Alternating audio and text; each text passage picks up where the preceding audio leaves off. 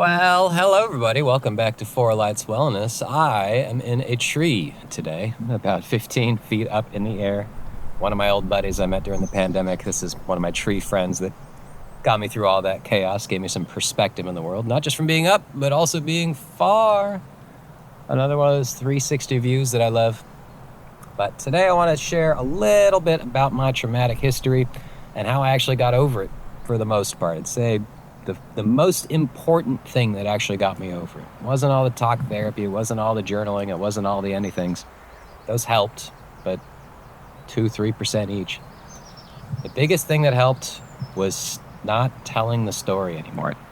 Just getting rid of the story. It was not helping me. And that's the most important thing that I learned over the last couple of years, especially the last 8 months with a new therapist. I kept telling the same story of, I can't do X because Y happened. And the more often you tell that story, especially in that specific programming language of, I can't because of this, you start to believe it. And it starts to get reinforced by well-intending people. What do I mean by that? Well, people that knew my mom growing up, especially other family members, knew that she could get a little crazy.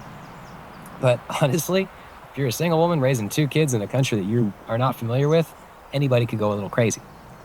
But the point being, I would tell people, I can't do this now as an adult because of my childhood growing up. And well-intending people that said they loved me said, oh, you poor thing. It's no wonder that you're this way.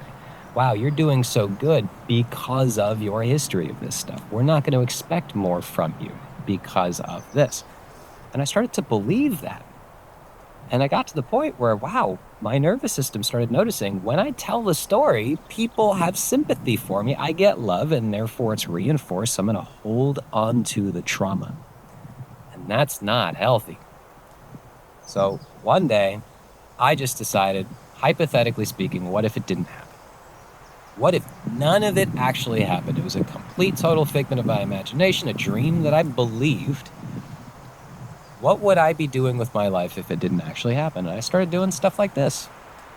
I started hanging out in nature, doing things that I loved to do as a kid.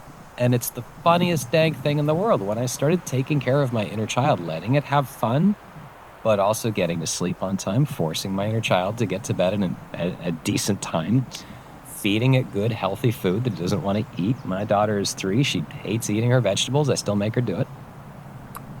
Drinking good, clean, healthy water, getting the workouts that I need, all of the easy, basic stuff that a wellness guy like me teaches other people how to do. What do you know? I started being happier. Yeah, I started being healthier too, but I started being way happier. And 8 months later, I honestly cannot remember what I was complaining about. The programming of it, the wiring of the neurons themselves started to change. And because I wasn't telling the story anymore, it wasn't getting reinforced by other people. In fact, I started getting other people in my life that would start to call me out on this stuff. I'd start to try and use that excuse that'd be like, dude, you're almost 40. Why are you still complaining about something that happened 25 years ago? It's nuts. Grow up. Get over yourself.